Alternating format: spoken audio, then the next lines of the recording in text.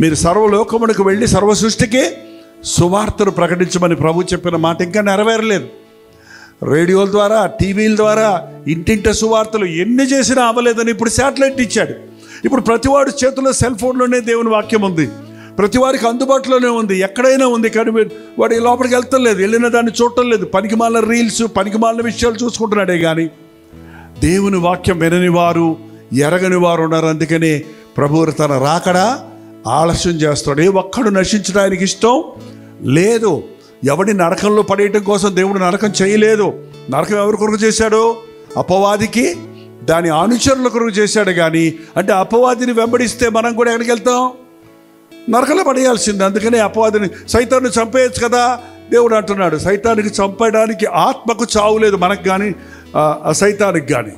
ఏంటంటే ఆత్మకు చావు ఉండదు. మన్నైనది వెనుకటి వల్లనే మంటికి చేరను, ఆత్మ దాన్ని దయచేసిన దేవుని దగ్గరికి వెళ్ళను. కాబట్టి అహర్నిశలు ఆ ఆత్మలు అగ్నిగుండంలో అల్లాడేటట్టుగా నరకాన్ని అపవాది కొరకు సిద్ధపరిచాడు. ఇవాళ మనుషుడు దేవుని మాట వినకుండా సాతాన్ని వెంబడిస్తే ఆ నిత్య నరకానికి వెళ్ళిపోతారు. కనుక ఏ ఒక్కడు నశించకూడదు, అందరి కొరకు నేను రక్తం చిందించాలని ప్రభు తామసం చేస్తున్నాడు. అందుకని మీరు సర్వలోకానికి వెళ్ళి యేసయ్య రక్షకుడిని చెప్పండి. వాళ్ళు విన్నా వినకపోయినా తెలియచేయండి.